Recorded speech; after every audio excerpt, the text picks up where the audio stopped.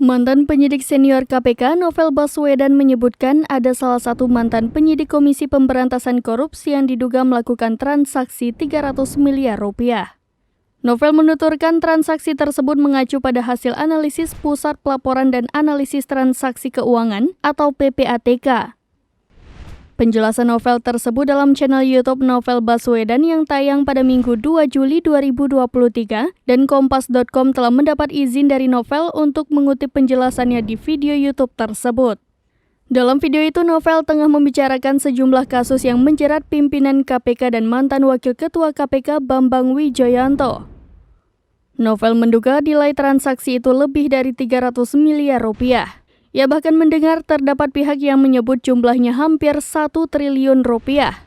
Menurut Novel, penyidik tersebut bertugas di KPK pada tahun-tahun terakhir atau di bawah kepemimpinan Firly Bahuri. Novel menduga kuat penyidik itu tidak melakukan transaksi itu sendiri. Ia menduga terdapat orang di tingkat struktural yang turut terlibat. Namun transaksi ganjil itu belum sempat diungkap lantaran penyidik tersebut sudah mengundurkan diri. Menurut Novel, seharusnya transaksi ganjil itu diperiksa agar jelas. Ia mempertanyakan transaksi pegawai setingkat penyidik mencapai 300 miliar rupiah. Transaksi sebesar itu, kata Novel, membuat seseorang memikirkan resiko ditangkap. Namun jika dilindungi oleh atasannya, maka ia akan percaya diri.